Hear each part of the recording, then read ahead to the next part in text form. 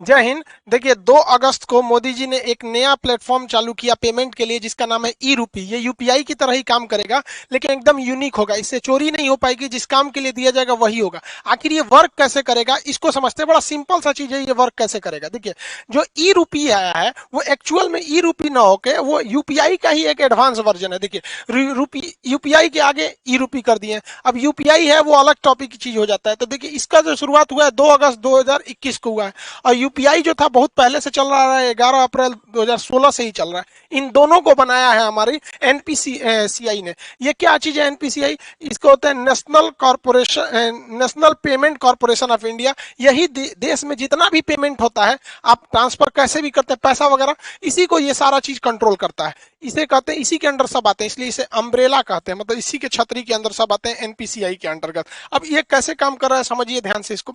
ये है, इसमें मैसेज या क्यूआर कोड द्वारा आपको एक स्पेसिफिक कोई भी सुविधा भेजनी होगी, तो ये क्यूआर कोड द्वारा आएगा। क्यूआर का फुल फॉर्म क्या होता है? Quick response. ये बड़ी तेज रिस्पॉन्स करता है। कहीं पेमेंट कटाना है, क्विक रिस्पॉन्स तुरंत ये काट देता है। अब किसी के पास ही छोटका मोबाइल हुआ है ये वाला, अब इसमें क्यूआर कोड आएगा नहीं, तो इसमें एसएमएस जाएगा, शॉर्ट मैसेज सर्विस। ये एसएमएस के थ्रू आपको एक कोड मिल जाएगा। वो कोड जिसको दीजिएगा उतने बदले आपको वो सुविधा दे देगा। तो ये आता कैसे, अब ये कैसे काम करेगा इसको ध्यान से समझते हैं। जैसे अगर सरकार किसी को कंबल देना चाहती है, तो सरकार के पास पहले यही 2 ही रास्ते थे, या तो उसको कंबल दे या तो उसको पैसे दे। बीच में से पूरा कंबलों गायब हो जाता था, पैसों गायब हो जाता था।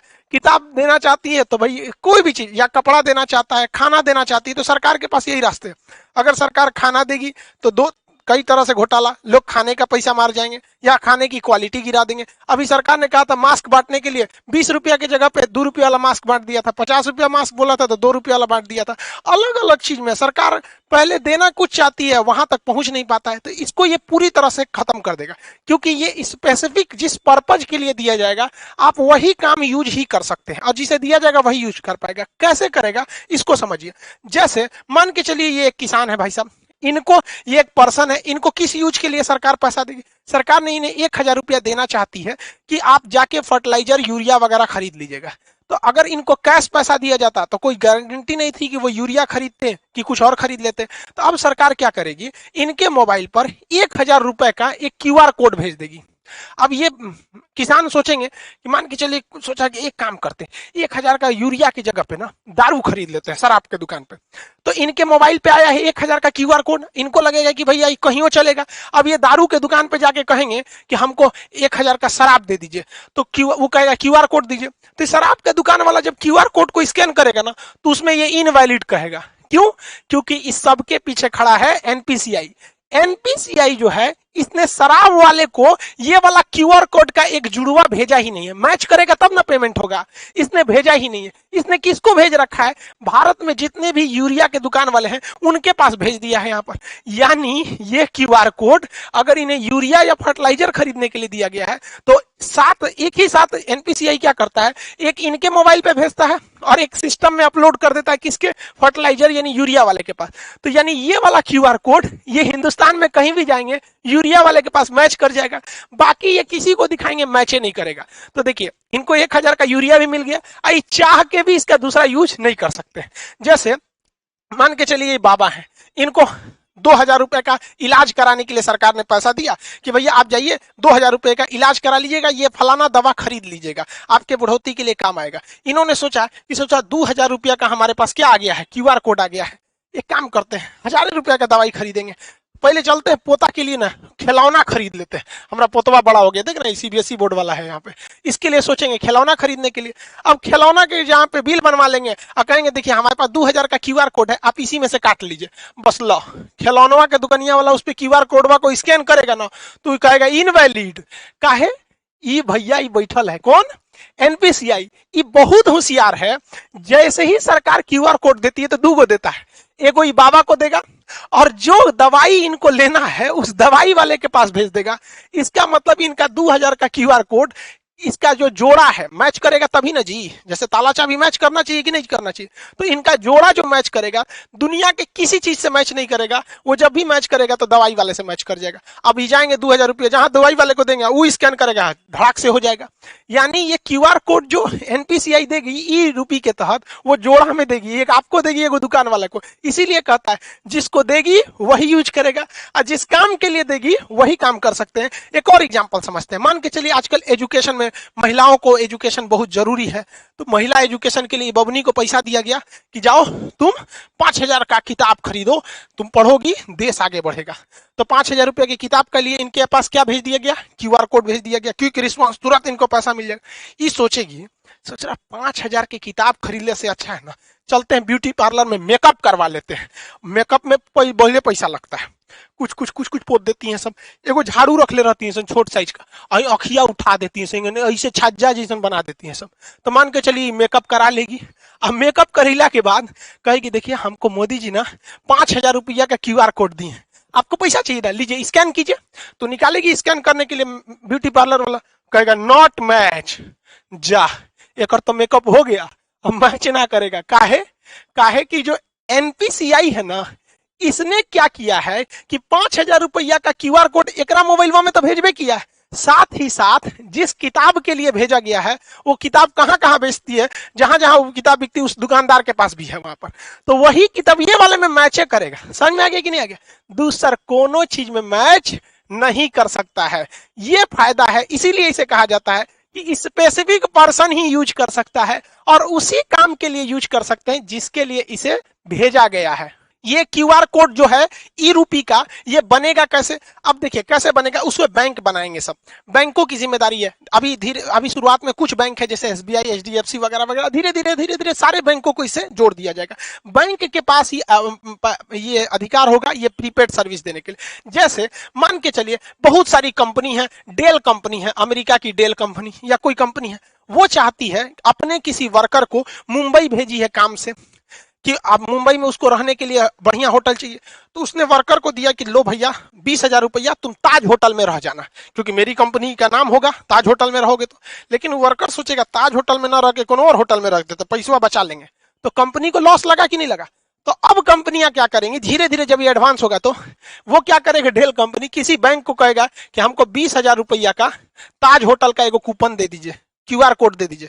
तो ये 20,000 का देगा तो कुछ अपना चार्ज भी लेगा, 20,000 का देगा तो। अब बताइए ये आदमी जो कंपनी थी या सरकार थी उसने कूपन बनाने को दिया, तो ये बैंक किसको रिक्वेस्ट भेजेगा, एनपीसीआई को। ये 1 सेकंड के अंदर अंदर इसको कोड बना के दे देगा।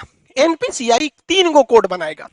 पहला एगो रखेगा अपने पास कि बाई दी वे कोई विवाद हो गया तो हम मैच कर लेंगे, एगो उस वर्कर बाकी बैंक को दे देगा। तो बैंक किसको देगा, एगो वर्कर को कि हाँ भैया ले जाइए आप ताज होटल में रुकिएगा। एगो स्कैन करने के लिए कहां चल जाएगा, ताज होटल के पास। अब लो तुम ओबराय होटल में लगाओगे, किसी और होटल में लगाओगे, वो सुनबे नहीं करेगा। क्यों? क्योंकि एक जोड़ा उस कर्मचारी के कहां पे था, वाउचर में दिया गया था मोबाइल में स्कैन करने के लिए। एगो किसके पास था, ताज होटल के पास, और एगो किसके पास है, एनपीसीआई के पास, कि बाद में कोई विवाद हो जाए कि ना मैच नहीं कर रहा है और कंपनी का ना ताजे होटल का ही है, मैच क्या नहीं करेगा, तो ये सुलझा सके। समझ में आ गया? इसके अलावे एगो ये अपने पास इसलिए रखता है कि मान के चलिए इसने भेजा और कर्मचारी आया ही नहीं, 1-2 साल तक नहीं आया, तो बाद में वो वाउचर बर्बाद नहीं ना होगा। तो एक फिक्स टाइम के बाद एनपीसीआई कहेगा अरे उसे ताज होटल में जाइए, नहीं रहा है, 2 साल हो गया, एक काम कर जिसका है पैसा वापस कर दे, लो भैया। तो इतना वेल डिसिप्लिन हो जाएगा ये चीज जिसका कोई हद नहीं। अब सरकार पहले याद कीजिए, पहले राजीव गांधी जब प्रधानमंत्री हुआ करते थे उस समय की बात है, वो कहते थे 100 रुपया भेजती है सरकार तो 55 रुपया पहुंचता है। अब बताओ भाई, अब तो इसमें टेक्नोलॉजी का है, 100 रुपया भेजेगी सरकार तो 100 रुपया पहुंचेगा, और जो ने चीज काती भेजेगी वही चीज में पहुंचेगा, क्योंकि उसका जोड़ा 3 गो बनाया है। एगो एनपीसीआई रखा है, एक जिसके लिए आपको भेजा है, दूसरा जहां स्कैन करेंगे वहां पे। अब जैसे मान के चलिए किसी को, अब आप इतना तो समझ ही गए, अभी सरकार ने कुछ मंत्रालय को इसमें किया है, आगे जाके सारी चीजों को इसी से जोड़ दिया जाएगा, वही काम ही आ सकता है। कई ऐसे डिपार्टमेंट है सरकार के जहां सरकार देती है पेट्रोल भरवाने का पैसा कि लीजिए फलाना अधिकारी हैं आप, पेट्रोल भरवा लीजिएगा 10,000 का और दौरा कीजिए गांव गांव में विकास हो रहा है कि नहीं। तो सर अधिकारी क्या करते थे, सब घर में सुतते थे सर, अब पेट्रोलों का पैसा बेच देते थे सर। अब सरकार ये ना करेगी, अब सरकार उनको 10,000 रुपया का पेट्रोल ना देगी, 10,000 रुपया का QR कोड देगी। लो बउआ तू 10,000 का QR कोड लो, और भारत के पेट्रोल पंप को भी वो QR कोड सेम दे देगी कि हमारा अधिकारी जहां आएगा पेट्रोल भरवाएगा, QR कोड दिखाए दे देना। अब अगर वो घरे में बैठल है, कैश पैसा आना नहीं है, टाइम के अंदर खत्म नहीं होगा, तो NPCI वापस पैसा सरकार को भेज देगा। अब लो, तो इसीलिए इसे कहा जाता है कि स्पेसिफिक पर्पज के लिए ही स्पेसिफिक इंसान ही यूज कर पाएगा। तो ये पूरा खेल चल रहा है NPCI के अंडर में, वो काफी मैच कर रहा है इसको। इसके और भी बहुत सारे फायदे हैं। पहला कि इसके लिए किसी भी तरह के नेट की जरूरत नहीं है, आपको जरूरत नहीं है, जो पैसा काटेगा उसको जरूरत है। अब मेरे पास QR कोड आ गया है, तो हमको क्या जरूरत है नेट कोड का, जो पैसा काटना है, जो दुकानदार है उसके पास रहना चाहिए, पर्सन के पास नहीं रहना चाहिए। इसके लिए किसी एप्लीकेशन की जरूरत नहीं है।